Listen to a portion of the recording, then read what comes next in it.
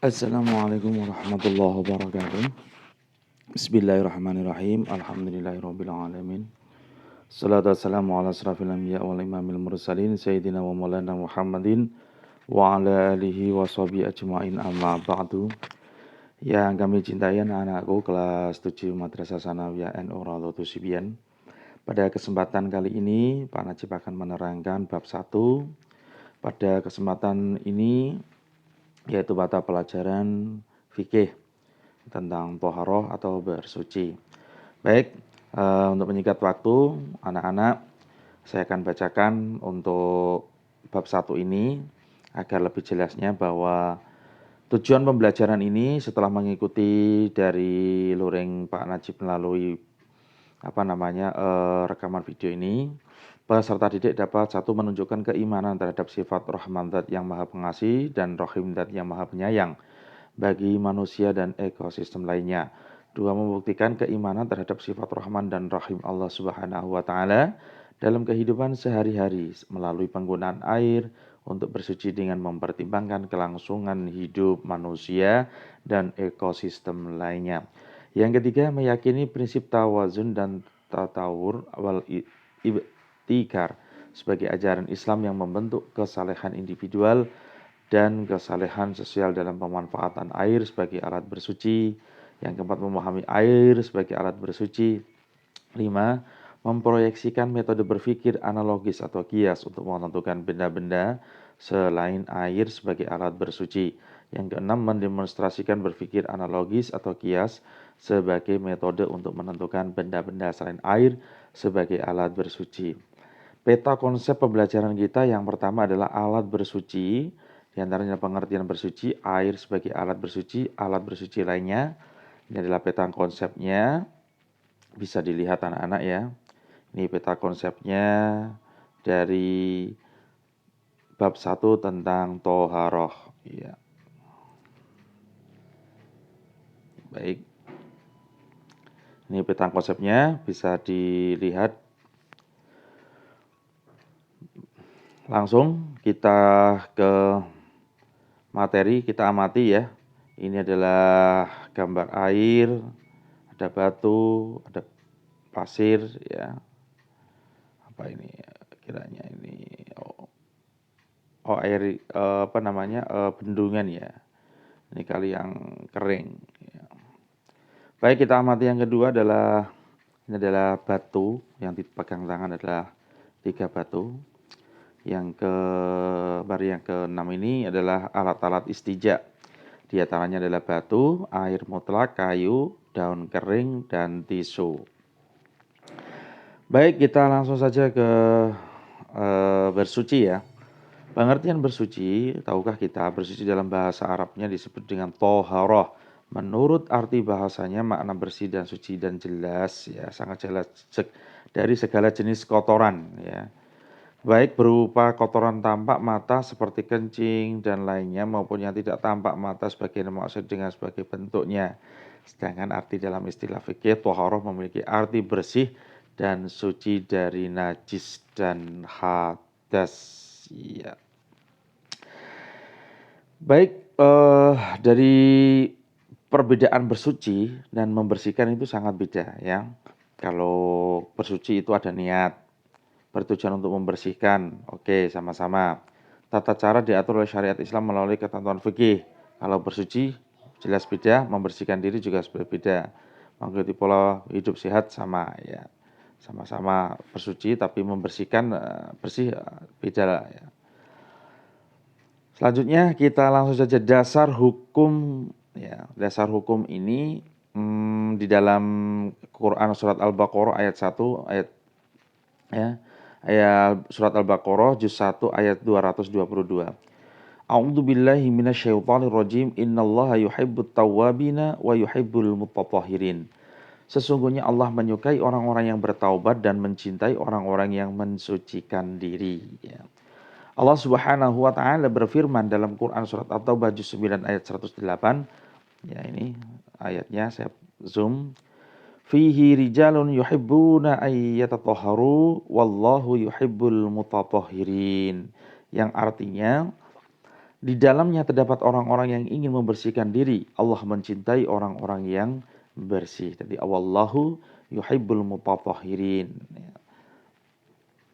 Ayat Al-Quran di atas memiliki kesamaan kandungan yang sangat erat dengan bersuci. Allah Subhanahu wa Ta'ala menyukai orang-orang yang membiasakan dan selalu membersihkan diri dengan bersuci, baik badannya, pakaian yang melekat pada tubuhnya, dan lingkungan sekitarnya. Allah Subhanahu wa Ta'ala juga memerintahkan agar setiap Muslim menjadi contoh baik orang lain, baik kebersihan yang bersifat zahir maupun batin. Begitu ya. Baik, kita langsung ke ini ya, baik. Kedudukan air dalam bersuci. Ya, ini ada kedudukan air dalam bersuci. Tahukah kita air merupakan alat bersuci yang utama? Oh, jadi air itu sumber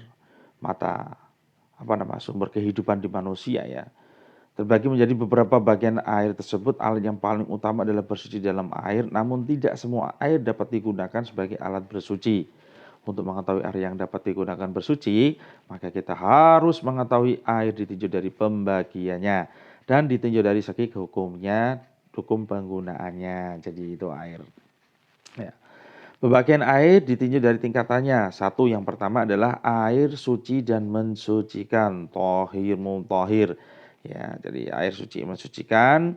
Dalam hadisnya, wa yunazzilu 'alaikum minas sama'i ma'an liyutahhirakum. Allah menurunkan kepadamu hujan dari langit untuk mensucikan kamu. Jadi kategori di sini air mutlak, statusnya air mutlak ya, kategori air hujan.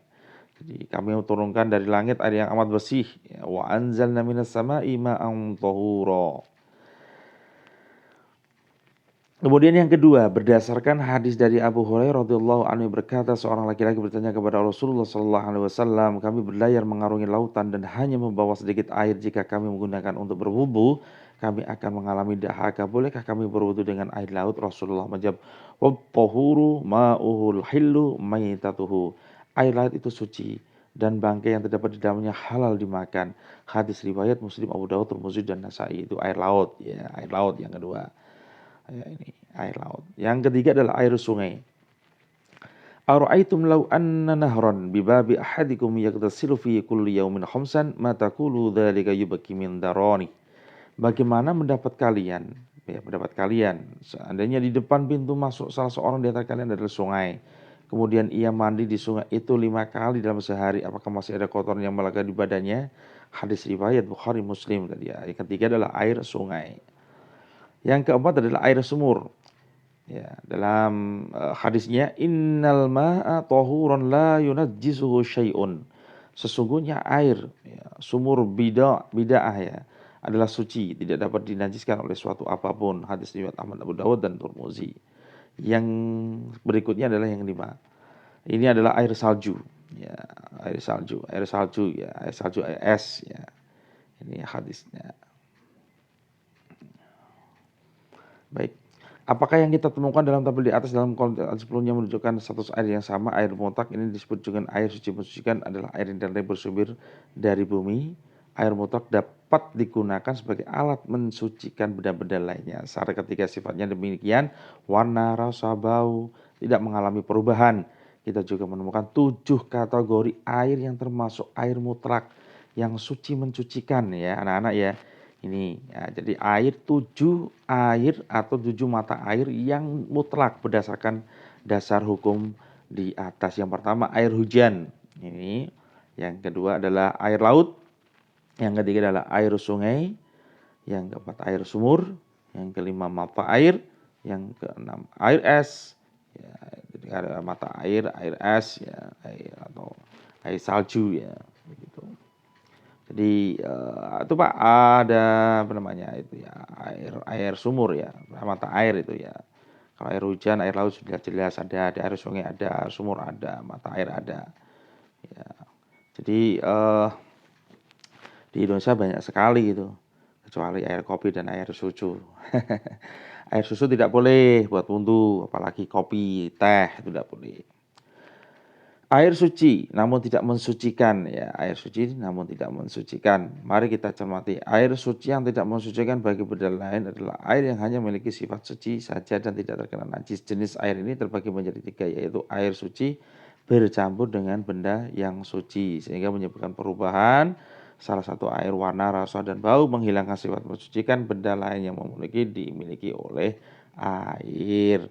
Jadi ini air, ya airnya suci tapi bercampur dengan benda yang suci. Contohnya air soto, ya air soto ada apa ya lagi ya yang biasanya buat masakan-masakan ya, kuah-kuah itu air suci itu.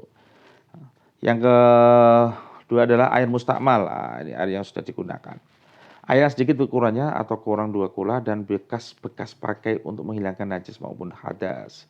Jadi bekas pakai, air yang sudah digunakan. Beberapa cara dapat digunakan dengan mengukur besaran 2 kula. Ya, volume airnya ini seperti itu.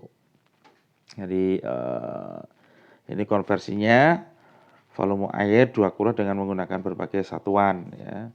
Kilogram, liter, hasta. Jadi kalau kilogramnya itu 2,5 kilo, kalau liternya itu adalah sekurangnya adalah 10 sampai 15 tin atau 270 liter air. Kalau hasta itu sampai 45 cm atau 90 cm. Jadi kolamnya itu hampir 1 meter ya.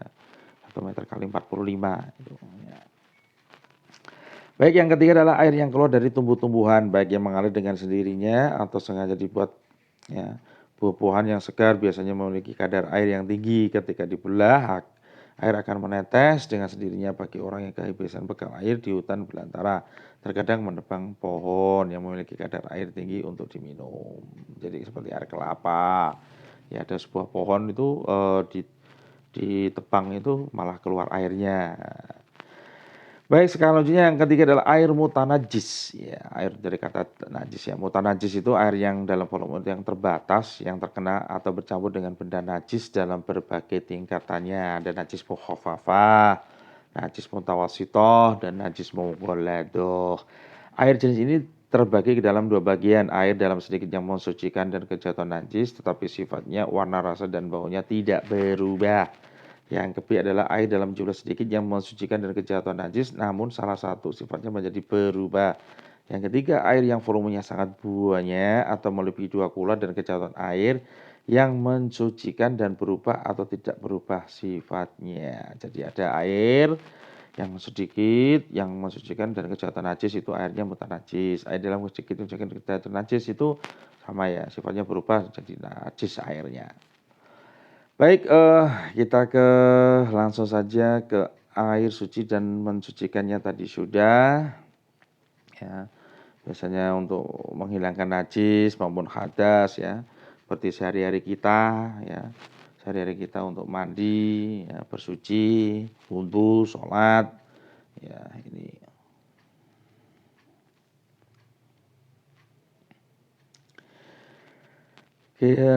Air suci namun tidak mensucikan ya, tadi air suci yang tidak mensucikan. Contohnya kandungan air dalam minyak wangi tetap suci dan oleh karena itu minyak wangi dapat dioleskan ke badan atau bagian yang akan dipergunakan sholat dan melaksanakan ibadah lainnya. Jadi nyemprot ke apa namanya wangi-wangian ya, itu kan ada airnya itu modelnya ada air tapi itu suci ya. Baik, kita lanjut pada air mustakmal tadi ya, air mustakmal. Jadi air mustakmal itu air yang sudah pernah digunakan ya, air jumlahnya sedikit ya. Ini idza balagal ma'u qullataini lam yahmil khabatha. Apabila air mencapai 2 kula maka ia tidak akan najis ya. Kalau 2 kula. Kalau yang kulahnya itu terus diisi sampai airnya bertumpah-tumpah ya, air yang bertumpah-tumpah tetap sah, tidak najis ya. Jika volume kurang dari kula, 2 kula ya, airnya itu kalau di kula itu berkurang ya, hanya boleh digunakan kebutuhan yang mubah seperti menyiram tanaman, mencuci sepeda motor dan mobil dan seterusnya. Air ini tidak diperbolehkan untuk membersihkan najis atau hadas. Adus gede ora oleh ya. Kalau membersihkan menyirami untuk mencuci motor silakan gitu. Ini air suci dari tumbuhan ya, air suci dari tumbuhan itu seperti kelapa itu kan kalau dibelah itu ada airnya. Buat wudu Pak, buat mandi tidak boleh. yaitu cukup diminum ya, diminum. Air mutan najis Pak, bagi hukumnya air mutan najis dan dikatakan menjadi dua bagian ya. Jadi air mutan najis ini air suci dan diperbolehkan dalam jumlah sedikit volumenya. Yang terkena najis maka hukumnya tidak diperbolehkan untuk membersihkan najis hadas. Hukum ini berlaku secara umum ya. Air suci dan diperbolehkan yang B ini dalam jumlah lebih dari 2 kali terkena najis tidak berubah salah satu dari 3 sifatnya, maka hukumnya adalah tidak najis. Sehingga dapat dipergunakan untuk membersihkan najis dan hadas. Baik, itu anak-anak jadi kategori air ya, kategori air. Baik, saya cukupkan sekian. Semoga bermanfaat. Wassalamualaikum warahmatullahi wabarakatuh.